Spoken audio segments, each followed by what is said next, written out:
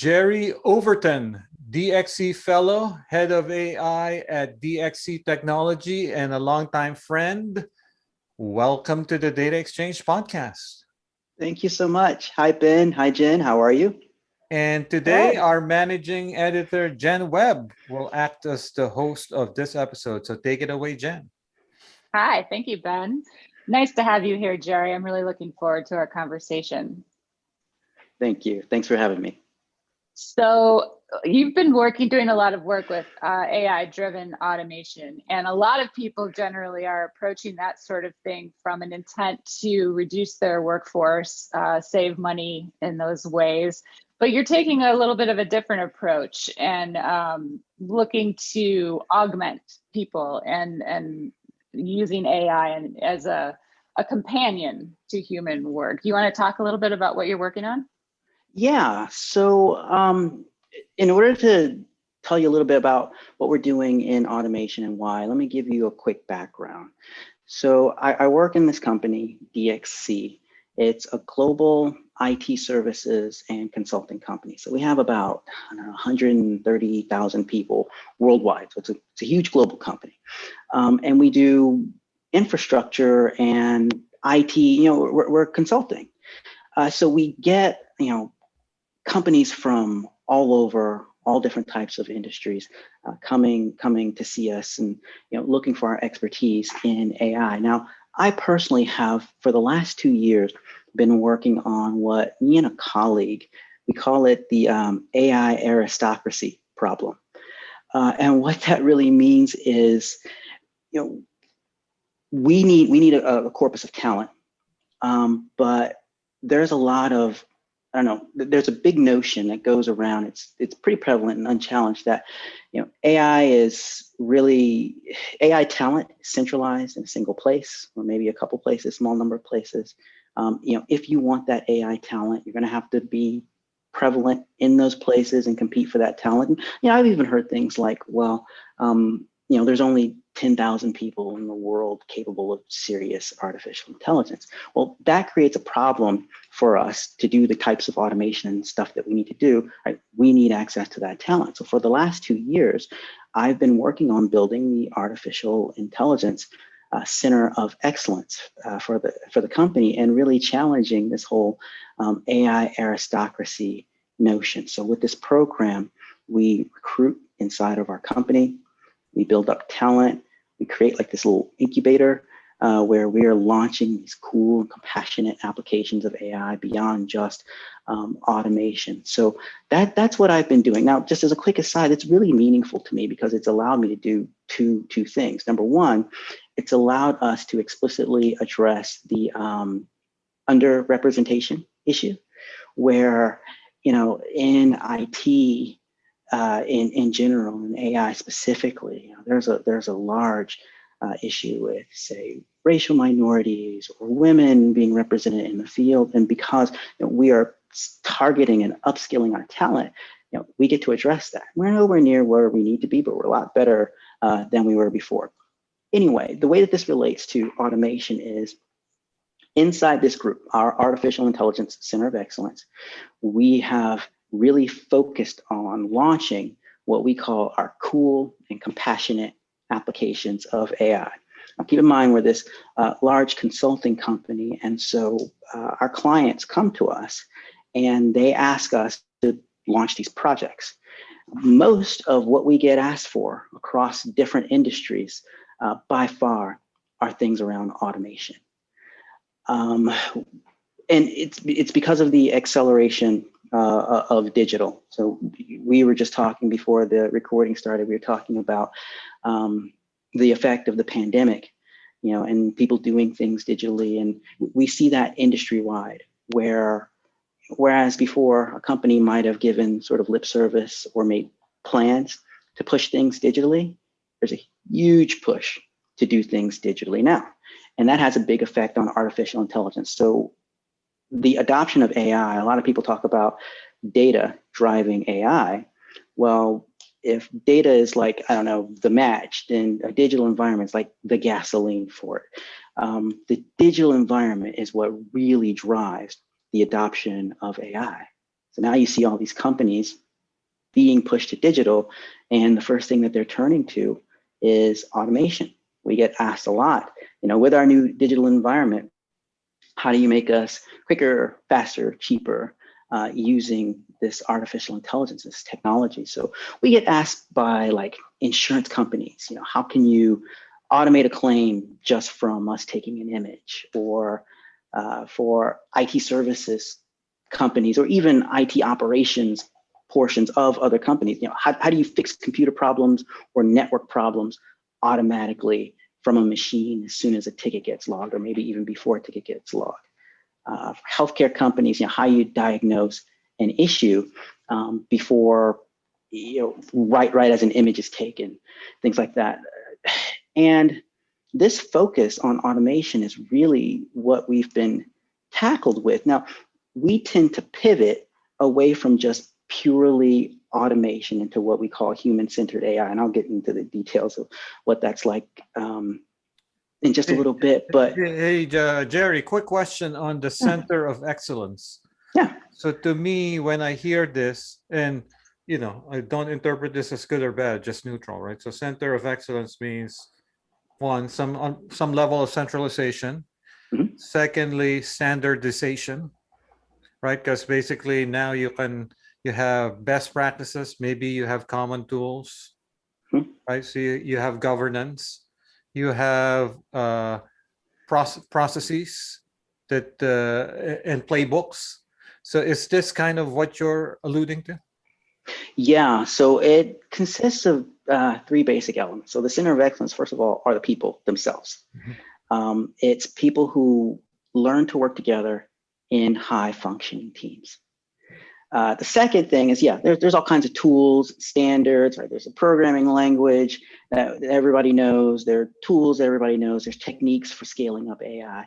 But the big thing that really gives this group its identity is its focus on human-centered AI. So when people are coming in with these purely automation projects, we have this purview, this culture almost of helping people pivot away and into things that are more human-centered, that works out better for everybody. Because what people don't understand is that the automation, right? If you go at it with just a purely efficiency goal, that's actually pretty bad for everybody involved. It's pretty obvious that it's bad for a worker. So, if you automate away, say, an insurance claim agent, everybody knows that that's bad for the claim agents themselves. But that's also bad for the AI developers, because what happens is you get stuck on doing that. If you are working on a project that's saving the company, say, 100 million, right? You raise the cash cow, you're going to get stuck milking it.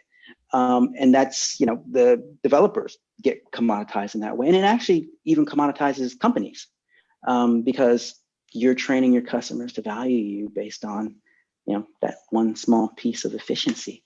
And so, with our center of excellence, that's, those three elements is really what defines us. What was the driving factor behind creating that? And that's focused on training people inside your company, right? Mm-hmm. And is that something that people kind of go through and then they're deployed, and then new people come in, or does the center just expand? How does that work? That's right. We've had one cohort, and I don't think that there's a plan for another. But one run through, we build up the talent base. And as we're doing this, we have what we call our studio, where we are having them work on real projects, real AI projects. And so as they are going through, we've partnered with a university. So as they are going through degrees in applied AI, also launching real artificial intelligence. So when I talk about these human-centered AI principles, there's a number of projects that we've launched in this area as well. Yeah, definitely. We want to hear about that. So human-centered AI, kind of explain exactly what you mean by that. And then I'd love to hear about some of the projects. Yeah, so let's see. I just finished this book called Future Proof by Kevin Roos. Kevin Roos. I was going to bring that up later. Yeah, I'm halfway through.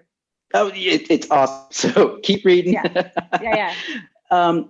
In that book, Kevin talks about like two types of jobs. So, there's like machine managed jobs and the machine assisted jobs. And we see this like two different ways of applying AI. So like in the machine managed jobs, the bulk of the work is done by a machine, and people they have to fill in the gaps between what the machine does. So picture like a factory, and say 80% can be done. 80% of this widget can be manufactured by a machine, but say there's a 20% gap that requires, I don't know, fine motor skills or something that can only be done by a person. Example of a machine managed job would be getting the machines to assemble as much of that component as possible, getting a human to intervene in that one little piece, and then getting a machine to take the rest of it and be done with it. In that case, people are doing things that the machines can't do yet. And that's a perfect example of like that path, that race to the bottom, that commoditizing route. Second option is like machine assisted jobs. So this is things where like people direct most of the work, and then the machines help out with specific tasks. So for example of this is we're doing this project on AI assisted journalism, where we've built an AI that basically monitors the internet, and there's a complex event processor that looks for anything, any kind of anomalies and kind of weird things. So like if there's a dip in, say, the infection rates of COVID-19 somewhere, it'll flag the AI. I'll say, hey, that's weird. And then it'll start to look for related information, summarize that information, and then get a summary to a journalist. And I'll say, hey, here's an area where something's up. You might want to investigate and write a story about it. Right. So the AI doesn't actually write the story. That's exactly right. Exactly right. It's like what do they call them? Paralegals. That type of thing, right? It's like an assistant for the journalist, so the journalist can spend more time, writing, doing the investigative journalism and such. It's an example of a machine-assisted job. Well, that second route is what we call human-centered AI, right? It's making that choice leads you to what we think of as like the ideal relationship between the machine and a human, because it comes as a result of explicitly making a choice for machine assisted over machine managed. And what's interesting, Jen, is there hasn't been every problem that a client has come to us, there hasn't been anything intrinsic in the problem that says, okay, this has to be machine managed or this has to be machine assisted. It's always come down to like an explicit choice that we have to make. As AI developers, is the that's choice. Right. That's right. So there's actually an example that's close to home for us, which is basically an analyst in a company now has the tools where they can do data science or some data science, right? So for example, so an example that actually I've been thinking about recently is forecasting. So before, you need someone with training in statistics or machine learning to build a forecasting model. Now you may have automation tools that can build the initial forecast, but then you need an analyst or someone closer to the business data to evaluate whether or not this forecast is reasonable. Did they miss this kind of quirky holiday, or whatever, right? So there's still that, like you said, the human is not completely cut out, but in the process of QAing the model, so to speak, in many ways, if you also provide the tools for the analyst to actually suggest improvements to the model, you may not need an actual PhD in the loop anymore, right? That's right. And you can focus on other things like just investigating a hypothesis. And so, maybe the person's main role is just to come up with interesting theories that the machine ends up chasing down and telling you whether or not, those are valid given the data that you have. Exactly. And the thing that's most interesting about that, Ben, is, there are machine managed routes to doing that. There just hasn't been a problem that I've seen that just says, okay, you have to go machine assisted or you have to go machine managed. It's almost always like a choice. But you know what I'm finding out, Jerry, is the key in a lot of cases is UX. And data science people and ML people don't really think about UX. If you have the right UX, you can really empower a lot of people, right? So you can, but you know what also is the choice to go human-centered could also drive UX. In fact, that's what we see in our Center of Excellence is, okay, we don't, you could try and come up with a set of rules for, the ideal user experience or the interface between a machine or whatever. Like, I don't know, we come up with rules to say, well, if you have somebody who reads from left to right, then make sure you have the close button in the upper right and, have buttons of this size. It's just like a recipe. But for us, with coming up with these really cool interfaces, what we found is if you make the decision to go human-centered and you're committed to that, that decision then naturally drives a set of iterations where your ideal UX starts to emerge. So I don't know, let me that was kind of give us an example. Yeah, okay, great. Let me give you an example of this. We, in the studio, we had a large transportation company who want us to help them with their ridership. Now, you can imagine that with the pandemic, ridership was way down, right? 70+% drop in the ridership. And they're like, okay, how can we use artificial intelligence to try and influence behavior, make it safer for people and get them riding the transit system again? Well, the default approach that they had seen lots of times before is the machine managed route. I call it predict and restrict. Just predict when the systems are going to be used, figure out when they're likely to be over capacity and just start restricting people. Hey, you can't ride it at this time or whatever, or pick people who can. Just do the predict and restrict. But what we decided to do was, we have this mandate to stay human-centered. We decided to go the human-centered route, where we're going to go machine-assisted. So we turned to this technique called algorithmic mechanism design. So the idea here is that we align the incentives of the individual person in such a way that it has behavior for the whole that ends up being good. So think of like a school of fish, where you might have simple rules for staying next to your buddy, but you get this emergent behavior from the school where the whole school kind of swarms and stays together and allows it to avoid predators, things like that. Same concept here. So we built an AI that instead it monitors the complex transit network. It then figures out the probability that you're going to be, in an overloaded platform or whatever, or running into people. And then it creates this score, just like the number of points. Now, the points don't really mean anything. They don't have to be redeemable for anything. But even so, they are really influential to human behavior. So you get like these good guy points. So you have this app that says you put in where you want to be and when you want to be there. And it'll give you a list of options for riding, but they're annotated with these scores that says, okay, this is 5 points for this ride, but if you just wait 15 minutes, oh yeah, sorry about that. Yeah, if you wait 15 minutes, then maybe it goes from 5 points to 20 points. And so what we were pushed into is sort of this gamified interface for it.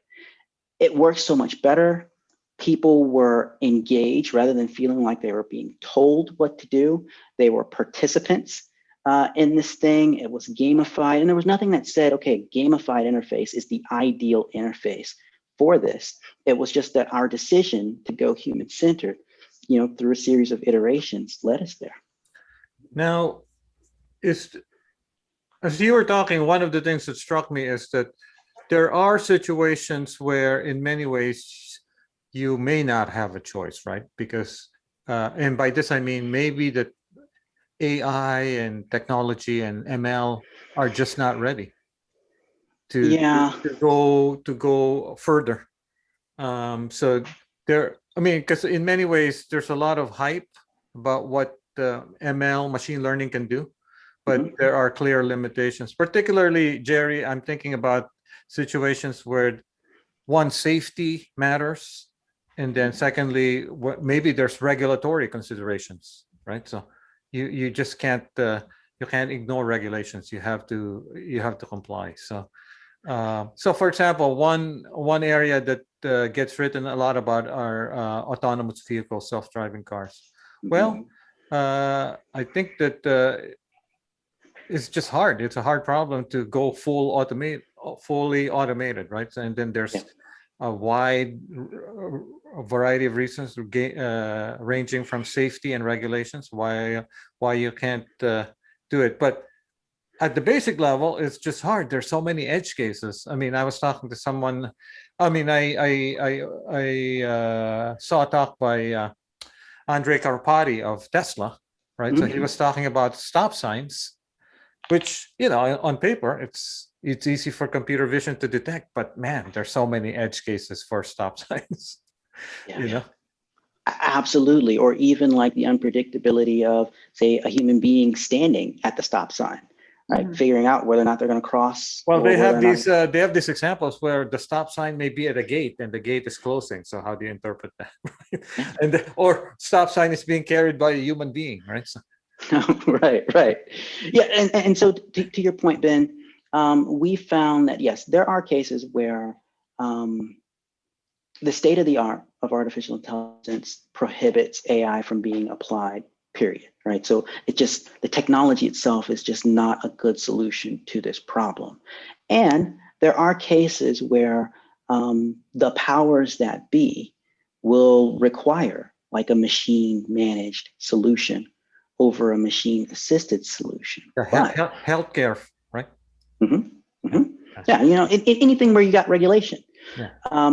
But what we've seen is, in the cases where AI is possible, and there's enough of a green field to where you can choose the solution, I really haven't yet seen a problem where you don't have that choice.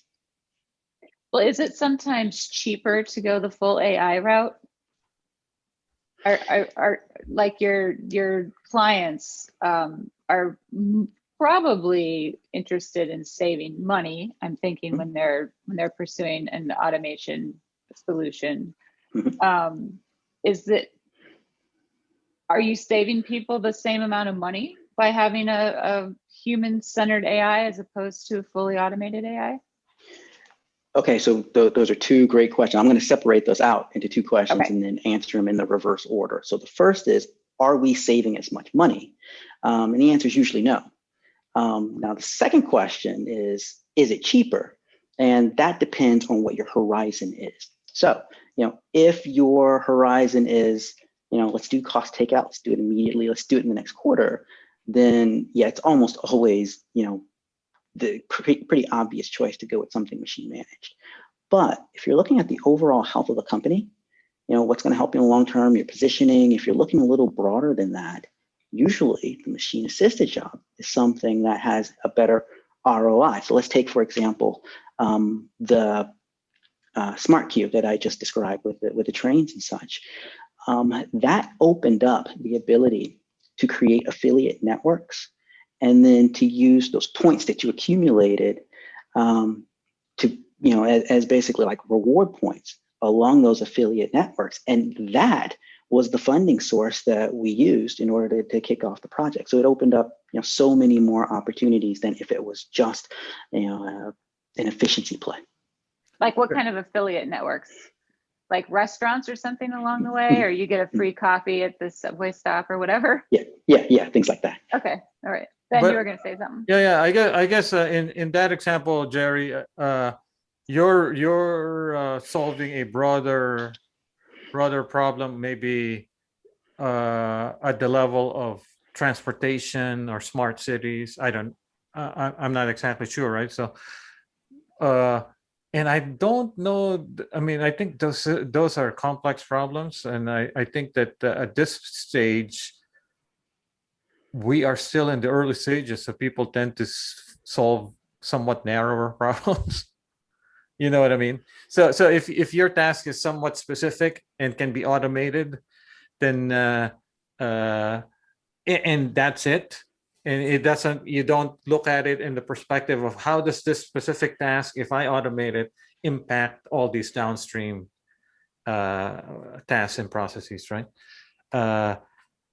If you just do that, then maybe there's an argument for automation. But I can see what you're saying in terms of if you look at organizations as being complex and you automate this one little task, but then you don't actually consider the impact of well, what if I proceed with automation with a much more holistic thinking, maybe the impact will be bigger, right?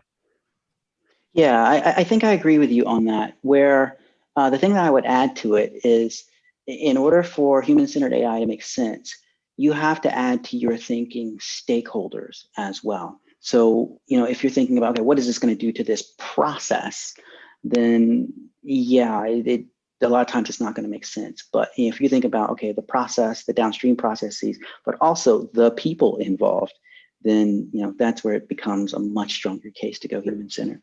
Yeah, it's almost like it's very similar to what people are calling responsible AI, right? So if you're going to look at AI simply automation, and automation simply being coming down to error rates of a model, that's usually not enough, right? Yeah, yes, I think that's a good way of putting it.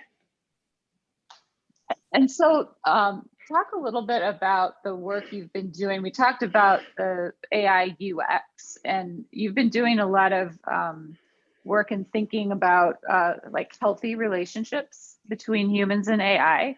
Can you talk a little bit about what a healthy relationship is and how to pursue it? Yeah, I think this is really well illustrated by what we've been doing with our work that we call the cyborg portfolio projects. We've been doing this with Dr. Peter Scott Morgan. So let me give you a quick background on that. So Dr. Peter Scott Morgan he's a brilliant roboticist, futurist. He's an author, and over the past 3+ years that I've known him, he's grown to become my friend. Now, unfortunately, he also has motor neuron disease, or ALS. It's a degenerative illness that will eventually leave him paralyzed just to his eyes. Now, I've known him 3, maybe 4 years ago, and at that time, the illness was starting to take shape, and he was losing his voice. But since then, he has largely become paralyzed. Well, the thing that's just amazing about Peter is he's decided that instead of just trying to survive, he's going to try to thrive. Right? So he wants to use the latest technology to improve the quality of his life. Now, a number of high-profile companies have rallied around him to provide him with a series of technologies that he calls the cyborg portfolio of projects. And they're really good examples of human-centered AI, like pushing that all the way to the edges. So let me give you some examples of some of the work that we've been doing. There's what's called the cyborg universe. So one of the companies that joined forces with us was Microsoft, and they gave us 2 HoloLenses. And in the HoloLens itself, we built eye tracking that interprets based on his gaze, what he wants to do in this AR environment.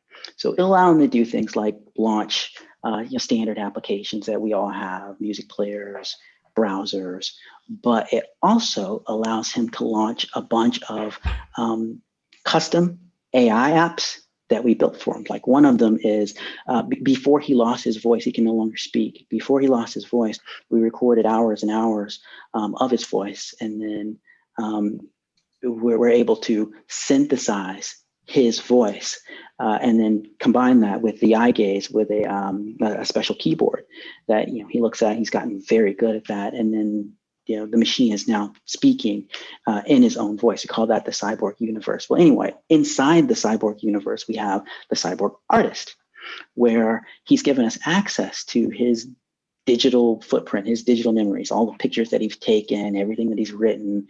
And we've trained a machine to take like a concept and to do like an interpretation of what images would be representative of that concept.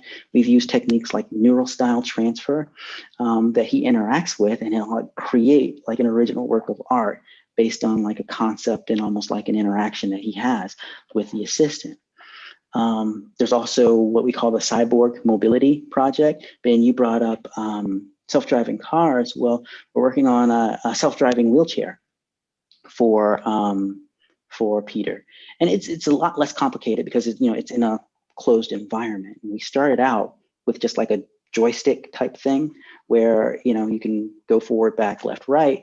But because the headset has imaging capabilities on it, we can like create a model of an environment that he happens to be in. He can pick a location and it can pick a route and go there. So that's cyborg mobility. And the last one that we have in the portfolio is the cyborg medic, where we have an AI monitoring through things like these IoT devices, sensors to monitor his O2 sats and such, and alert us of any kind of anomalies. So Jen, you asked about what are we doing in the area of human-centered AI? This whole portfolio of projects like the universe, the artist, mobility, medic, these are at the cutting edge of what it is that we're doing in the Center of Excellence. And is somebody working on a documentary about that? That'd be really interesting. Yes, actually. So there's a series of projects. So Peter's story is just so interesting. So first of all, there was a Channel 4 documentary that was just released about him and his life. And it did talk about some of the work that we had started on this. But what is very cool is that Peter's got a book coming out. It's called Peter 2.0. It's coming out next month. And in the book, he's going to be talking about his journey and a lot of the work that he's done. He's sent me an advanced copy, and it mentions the work that we've done together and the work that DXC has done. So, it's very touching the way he wrote it up. And he's got an agent, and so I don't have the inside track to this, but word on the street is that they plan to do like a movie about it. Yeah. And Denzel Washington will be playing. Right? Yeah. Yeah. Denzel's going to play me. By the way, this is a great story for many reasons, not just because of Peter's personal story, but also a great reminder that while we tend to think of machine learning and AI, Jerry, as kind of very specific, right? So you're either doing time series, you're doing vision, you're doing text. But reality is, I think these systems need to be multimodal. They need to really consume many different types of data from many different sources and combine them and kind of produce decisions and perception and intelligence based on many different types of sources. So this is a great example of that, actually.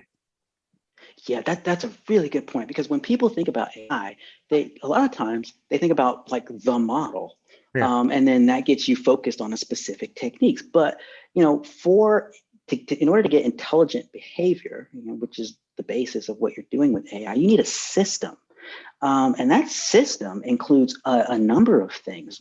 Various models, various different techniques, various interfaces. It's definitely multidisciplinary, which again is why having this our little incubator that we set up, where we can create our own teams was a really important thing. Do you know what also, Ben, is people tend to think of AI in a single mode, but they also tend to think of AI in like a single track. I don't know what to call it, but like, either you're doing AI for good or you're doing, AI for business. But what we found is like with this cyborg portfolio of projects, that immediately had implications for driving business. So like that cyborg universe, that's driving our AR innovation. The stuff that we're doing with the cyborg artists, that's driving like digital twin innovations, the same techniques. The stuff in mobility, can you talk a little bit more obviously. specifically about those, Jerry? I was just going to jump in and say, Peter's story is amazing, and the stuff that you created for him is incredible. So, what kinds of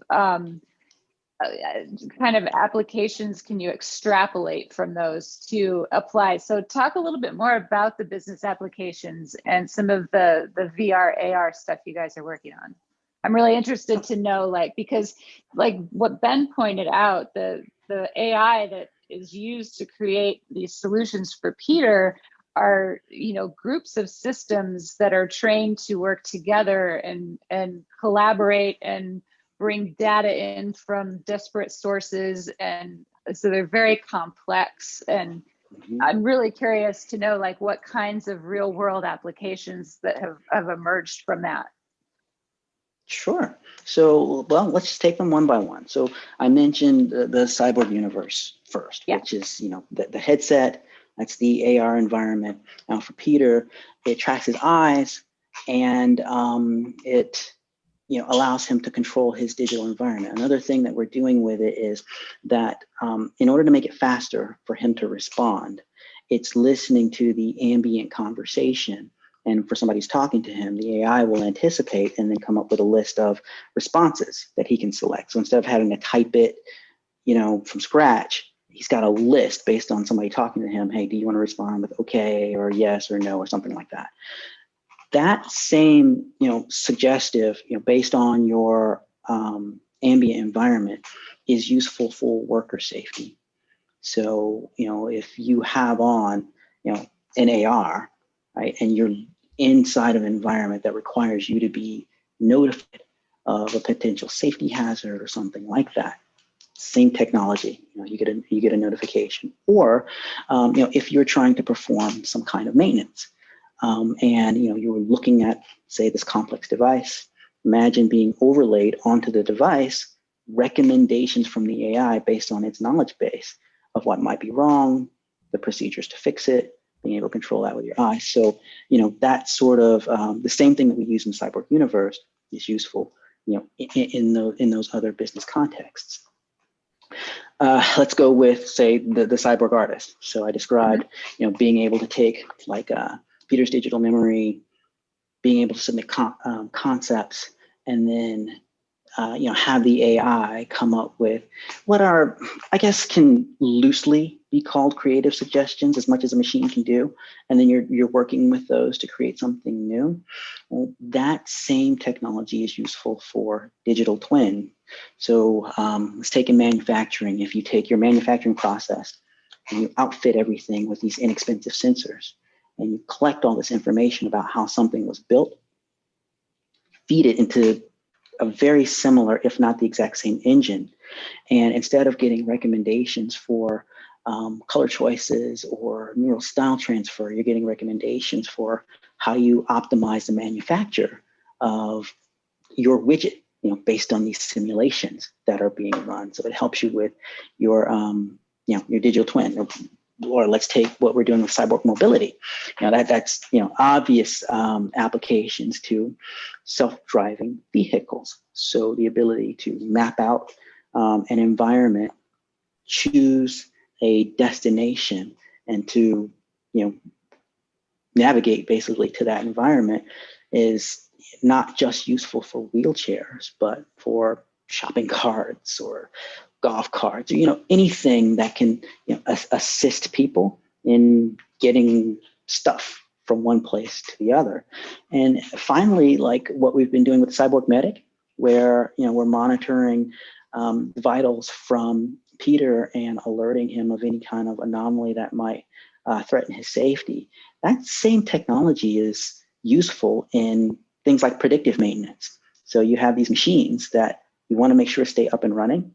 Same, outfit them with sensors, put them through AI that's capable of detecting anomalies, filtering through, prioritizing, and letting people know, hey, this machine's about to break. It has direct business application.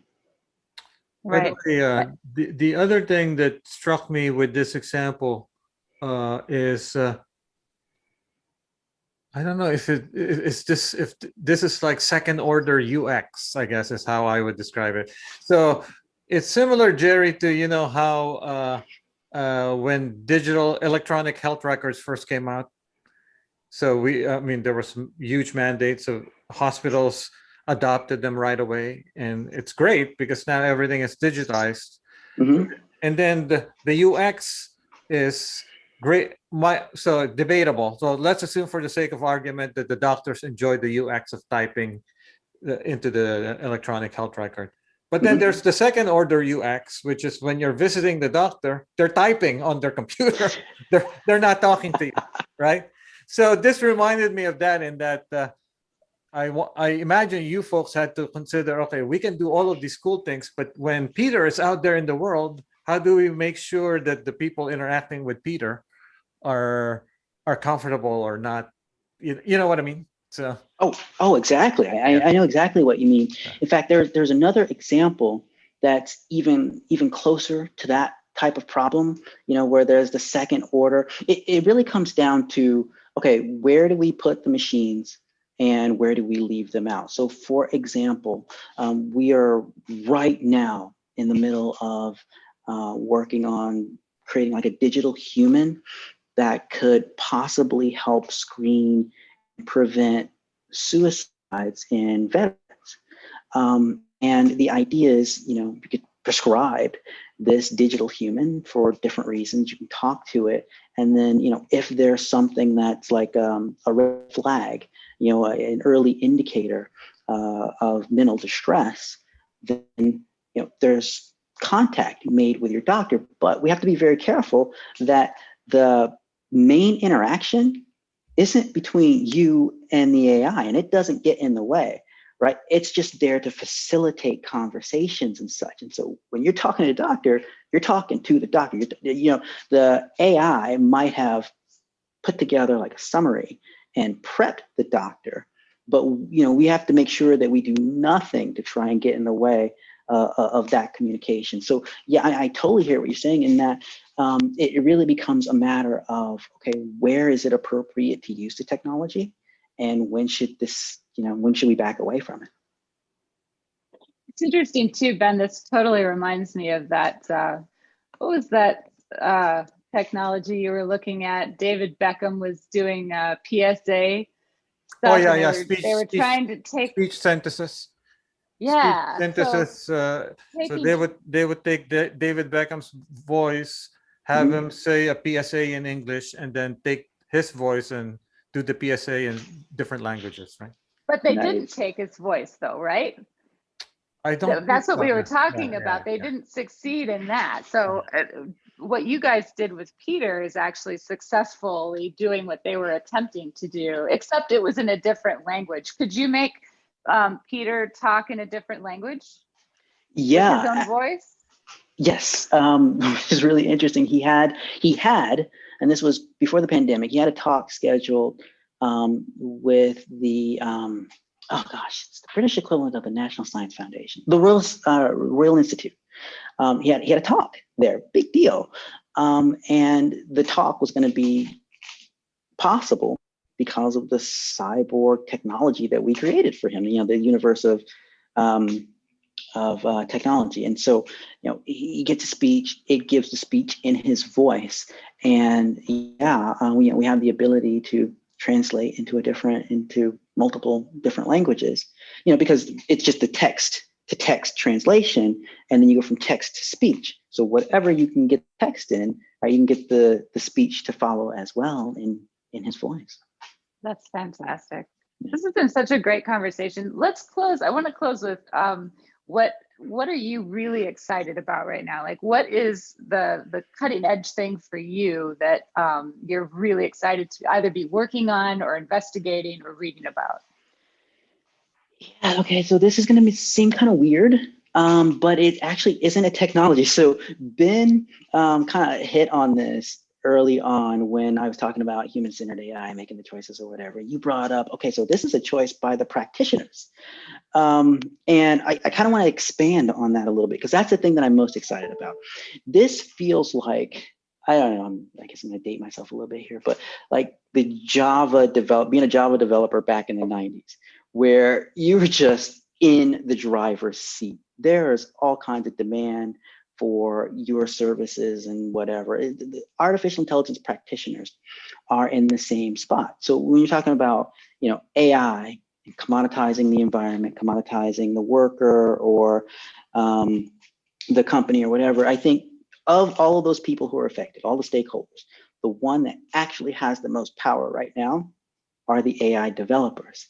And so what's most exciting to me is this idea of the mission being part of, or an integral part of, how you decide which projects you take on and which ones you don't. Because right now it's pretty much set that you'll take a job based on, say, the prestige of the company or the compensation. So if you have an offer from a company that, all things else being great, it has a really horrible reputation, it's not uncommon to turn down a job. Or if it's a great company, great reputation, but they're not going to pay you anything, it's not uncommon to turn down the job. And what we have is the ability right now to add a third piece of criteria, which is the mission.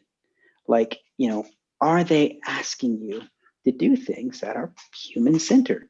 Like, this is the thing that is most exciting to me, which is this idea of a critical mass of practitioners deciding, well, I'm going to ask about this in an interview, right? When they're going to screen me, I'll screen you, right? You get to ask questions as well. What's the mission? What are you going to have me working on? What if I don't want to work on that? What if I want to do something more human-centered, right? Making that part of advertising, Jerry, advertising. Yeah, that's right. Well, there are several areas where we gotta put this in, and we have a window of opportunity to do that. So being able to pivot away from commodity projects, being able to step up and say, yeah, I know you want this automation piece put in, but let's put ourselves on the road to human-centered, and having practitioners do that. That's what I'm most excited about. I know it's not a technology. I really love it. No, I love it. Yeah, making the world a better place. I'm all about it. That's right. Yep. All right. Well, thank you so much, Jerry. This has been fantastic. Thank you. No problem at all. It's always good to talk to you guys. Thanks for having me on.